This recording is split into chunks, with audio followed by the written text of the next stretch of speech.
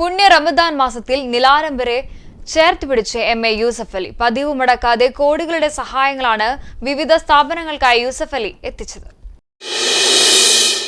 പത്തനാപുരം ഗാന്ധിഭവനും കൊല്ലത്തെ പുവർ ഹോമിനുമടക്കം ഒടുങ്ങാത്ത സഹായമാണ് എം.എ. യൂസഫ് അലി ചെയ്തത്. സംസ്ഥാനത്തെ വിവിധ സ്ഥാപനങ്ങൾക്കായി 2.5 കോടിയുടെ സഹായമാണ് നൽകിയത്. ഗാന്ധിഭവനിലെ അന്തേവാസികൾക്കായി 1 കോടി രൂപയുടെ സഹായം കൈമാറി. എല്ലാവർക്കും സമൃദ്ധമായ ഭക്ഷണം നൽകുന്നതിനും മരുന്നിനും ചികിത്സയ്ക്കുമായാണ് തുക കൈമാറിയത്. 1500-ലേറെ അന്തേവാസികളാണ് പത്തനാപുരം ഗാന്ധിഭവനിലുള്ളത്. വർഷവും നോമ്പ് നാളിൽ നമുക്ക് 1 കോടി രൂപയുടെ സമ്മാനങ്ങൾ അദ്ദേഹം എത്തിച്ചു തരികയാണ്. ഇങ്ങനെ ഒരു മഹാമനുഷ്യൻ, ഒരു അത്ഭുത മനുഷ്യൻ നമ്മുടെ കേരളത്തിൽ ജനിച്ചു, നമ്മളുടെ ഒരാളായി, മലയാളിയായി മാറിയിരിക്കുന്നു. കഴക്കൂട്ടം മാജിക് പ്ലാനറ്റിൽ പ്രവർത്തിക്കുന്ന ഡിഫറന്റ് ആർട്ട് സെന്ററിലും പതിവ് തെറ്റിക്കാതെ യൂസഫ് അലി സഹായമെത്തിച്ചു. 1 കോടി രൂപയുടെ സഹായമാണ് കൈമാറിയത്. ലുലു ഗ്രൂപ്പിൻ്റെ ആദരണീയനായിട്ടുള്ള ചെയർമാൻ എം.എ. യൂസഫ് അലിക്ക ഒരിക്കൽ ഇവിടെ വന്നു, ഡിഫറന്റ് ആർട്ട് സെന്ററിൽ വന്നു, നമ്മുടെ കുട്ടികളെ കണ്ടു, നമ്മുടെ ഇവിടുത്തെ പ്രവർത്തനങ്ങൾ വിലയിരുത്തി.